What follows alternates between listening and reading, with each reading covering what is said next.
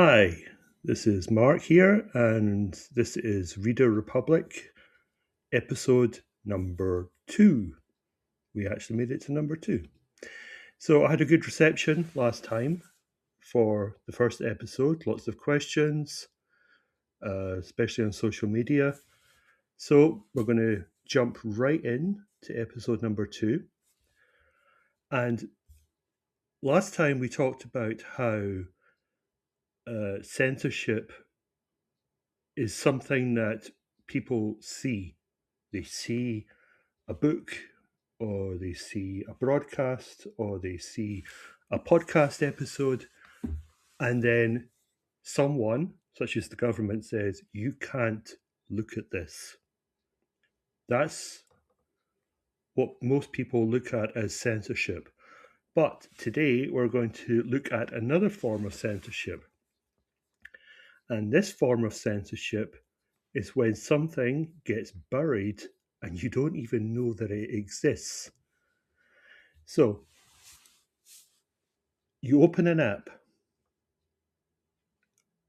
you scroll, you click, you like what you like, you ignore what you don't like. Maybe even share something that hits the right nerve. It feels like freedom. It feels like you have a choice. It feels like you're in control. But here's the problem. You're not seeing everything. Instead, you're seeing what has been selected for you by an algorithm. And most of that selection happens so quietly in the background, you don't even realize that it's happening. We've all been taught the same version of censorship. As I said, it's obvious, it's easy to recognize. Something gets banned, someone like the government says you can't see it, fine. That's censorship as most people understand it. But these days, it's not really the form of censorship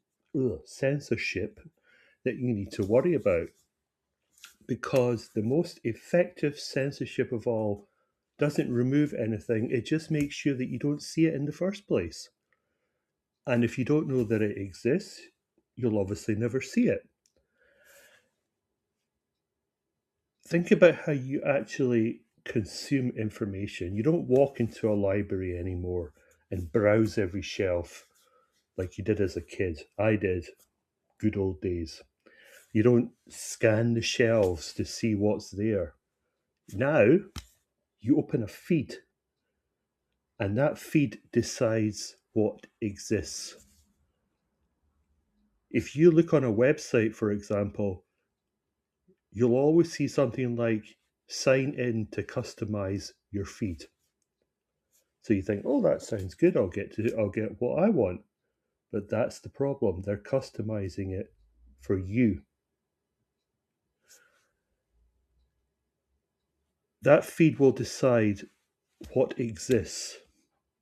Every platform you're using is doing the same thing. It's filtering, it's ranking, it's prioritizing, and it's deciding what appears in front of you, but it also decides what doesn't appear in front of you. It makes its selections not based on the truth. It's not based on the importance of the topic. It's not based on things that you need to know. It's based on your previous engagements with other posts, what you clicked, what you watched, what you liked, and just as importantly, what you ignored. You're not just a user in that system. You're training the algorithm. You're training that system. Every time you hit like, you're sending a signal. Not just, I enjoyed this, but show me more of this. And by extension, what you're also saying is, show me less of everything else. You don't see that second part, but it's there, it's always there, because the system doesn't just learn what you like, it learns what to filter out. And over time, something strange happens. Your world narrows. Not overnight, just gradually. You start to see more of what feels familiar, what feels comfortable, what you're interested in. More of it aligns with what you already believe to be true. more of what doesn't challenge you too much.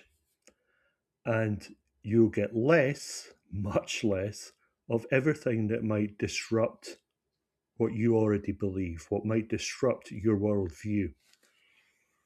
Now, here's what you need to remember: nothing was banned, nothing was removed like normal censorship, but an entire range of ideas has effectively disappeared from your world because the algorithm is trained to know what to show you.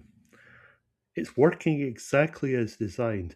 Platforms don't optimize for a wide range of sources and opinions, they optimize for engagement. And engagement thrives on what you're comfortable with. Controversial ideas are risky. They cause backlash. They create problems. They make advertisers nervous. They drive people away.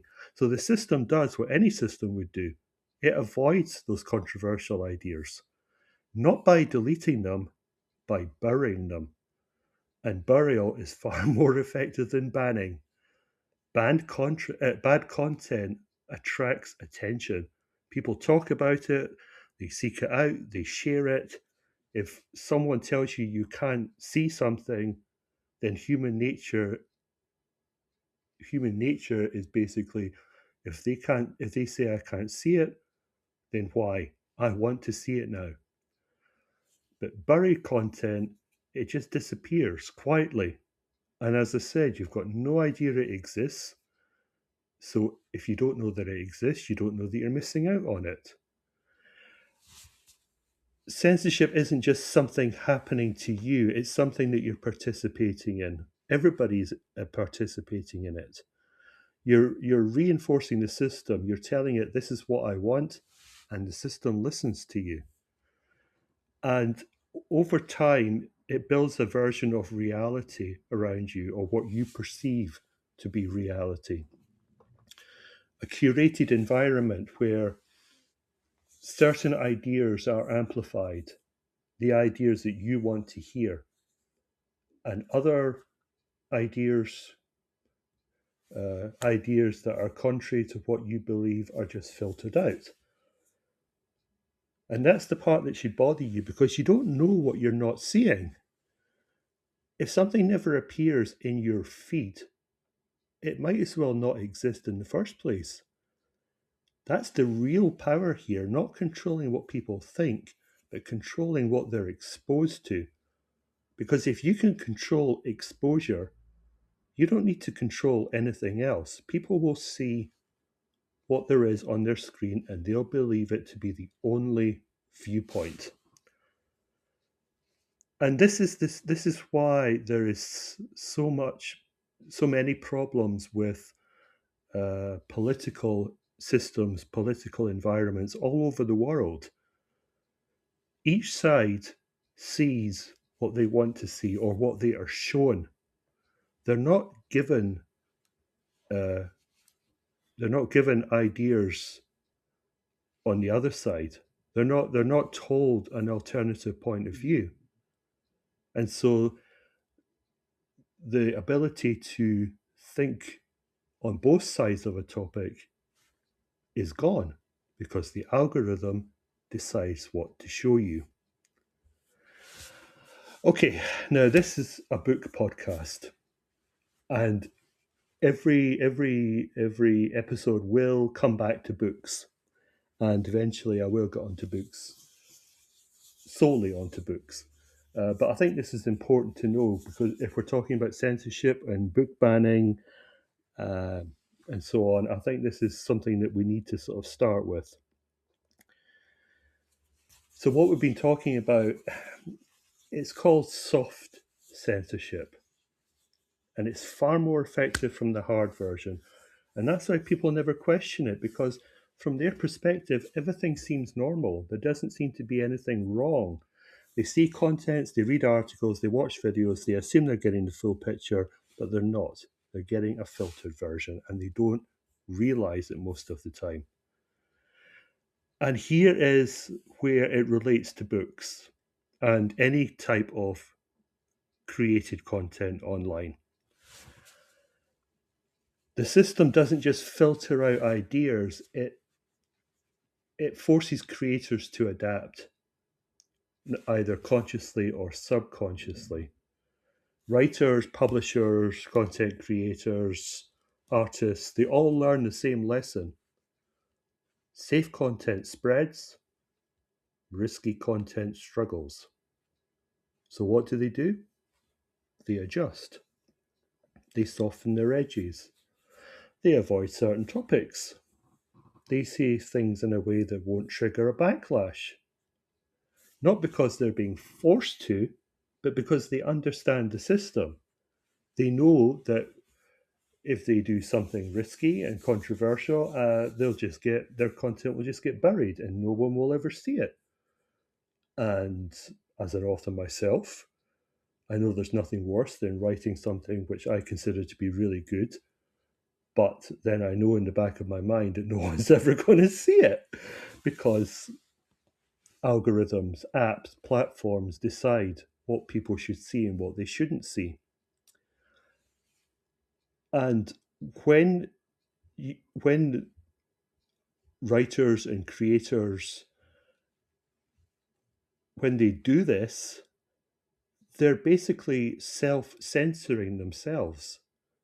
Again, they may not even realize they're doing it, but they're self-censoring their own content, their own work, their own ideas, because they want that content to survive inside an algorithm, inside a curated system. That's where the problem with censorship compounds, because now the ideas that reach you aren't just selected, they're pre-filtered, pre-approved. And the more this happens, the narrower the landscape becomes. Again, no bans, no dramatic suppression, just a gradual tightening of what's visible and a gradual self-censorship by artists and writers who want their work to be shown out there. So, where should we go from here?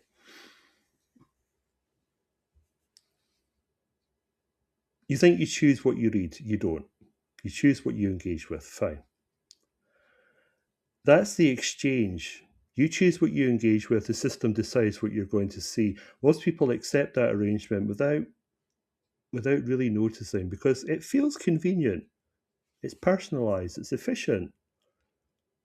You go to YouTube, for example, you want to see the videos that you want to see. So if you sign into YouTube, it will show you videos based on your past search history. But that convenience always comes with a cost. The cost is exposure, diversity of thought. The cost is not knowing what has been filtered out. I'm going to put this podcast on YouTube. How many people are really going to see it? Because people who sign in to customize their YouTube feed may not see it. YouTube, aka Google, might decide, we don't want videos about censorship. He's talking about us. Away. So what do? Well, you start paying attention. You question what you're being shown and what you're not. You seek out things that aren't handed to you. You read outside the feed. And how do you do that? Don't customize your feed. Don't sign in. Wipe your watch history, your search history. Get outside the algorithm, outside the curated environment that has been built for you, because if you don't, you're not exploring ideas, you're consuming a selection of them, and that selection is not neutral and it never will be. Look at Amazon. You sign in, it's going to give you suggestions based on what you've bought before, especially with books. It's going to recommend stuff based on what you've read before, and that in itself is a form of censorship. Even if Amazon doesn't see it as censorship, it is, because they're pushing down all the books that they think you don't want to see and bringing all the books that it thinks you do want to see to the surface. This is why you should look at Amazon in incognito mode without signing in. But how many people do that? Next time, we're going to take that a step further, because once you understand the system, you'll start to see why certain books explode into controversy while others just vanish without a trace. And more importantly, why the ones that cause the most trouble are usually the books worth reading. Okay, so let's stop talking about it. Let's test it. I'm going to give you a homework assignment. Because everything I've just said about algorithms, filtering, things you don't see, etc., you can verify that yourself. You don't have to sit there and say, oh, Mark's full of shit. I'm not going to listen to this bullshit. You can verify it. You can see for yourself firsthand that I'm right. So here's what I want you to do. You ready? Pick a topic that you never, ever engage with. Never. Something that you normally ignore. Something that slightly irritates the hell out of you. It could be political, Donald Trump. It could be cultural. It could be just a perspective that you disagree with. Doesn't matter what it is. What matters is this. It has to be something outside your usual pattern. Now, go on to whatever platform you use the most. YouTube, Instagram, TikTok, Facebook, whatever. Doesn't matter. And do something very simple. Search for that topic. Click on a video. Watch it. If it's Donald Trump and you don't like him, well, just try to get through it. Don't watch it just for 2 seconds. That's amateur hour. Watch it properly. 30 seconds, a minute, more than a minute. Watch the whole thing. Press the like button. That's important. Press the like button. Now stop. Close the app, close the website. Come back to it later. Now, over the next 24 to 48 hours, pay attention to that feed. Watch what changes, because it will change. You'll start to see more of that topic, more recommendations, more content circling around the same idea. Maybe not immediately, so don't after a day think, yeah, well, that's not really happening that much. Give it time. It'll be gradual. The system will adapt, it will learn, it will adjust what it shows you based on one small shift in your behavior. Now, here's where it gets interesting. Do the opposite. Go back to your usual behavior. Go back to what you usually read, watch, whatever. Engage with your normal content. Like the things you always like. Watch what you usually watch. And watch what happens again. That new topic that you temporarily... Sorry, that was YouTube. That was WhatsApp. Watch what happens again. That new topic, right, it fades. The one that you just temporarily interacted with, it will go away because you're back to watching the things that you want to see, and that new topic will just go and it will get replaced by the familiar. Nothing was banned, nothing was removed, but something that briefly entered your world is gone again. That's the mechanism. That's how the system shapes what you see. Now, take it one step further. Repeat the test. But this time, don't just engage once. Engage consistently. 2 days, 3 days. Click, watch, interact, hit the like button, leave a comment, get into a little bit of an online dispute with somebody on the page. Now, watch what happens. That topic doesn't just appear. It starts to dominate. Okay? It starts to take over. Your feed shifts. Your recommendations will change. Your reality, in a sense, adjusts around your behavior.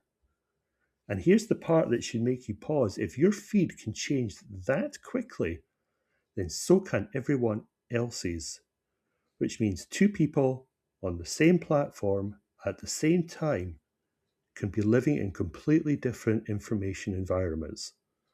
Different ideas, different narratives, different truths, and neither of them realizes it because from their perspective, what they're seeing feels normal, but it's not. It's filtered and curated. Ask yourself what happens to the things you never engage with, the ideas you scroll past, the topics you ignore, the perspectives you avoid. They disappear not because they're wrong, not because they're being banned, but because the system has decided you're not interested in this and it stops showing it to you. Now, zoom out, multiply that across millions of users, millions of individual behavior patterns, millions of micro decisions. What you get isn't just a feed, you get a system that is constantly reshaping people's perceptions of the world. And here's the final question, the one I actually want you to think about.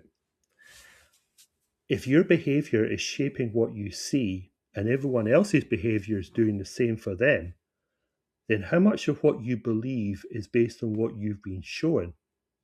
That's the test. Run it. Pay attention to it. Watch how quickly things appear and then how quickly they disappear. Because once you see that pattern, you won't look at your feed the same way again. And that's when things start to get interesting. So we'll be back next week with the next episode. I hope you like my green background, testing out new things. And please leave a comment. Tell me I'm right, tell me I'm wrong, tell me I'm full of crap. Doesn't matter. Let's talk about it. Okay, this is Mark from Radio Republic. See you next time.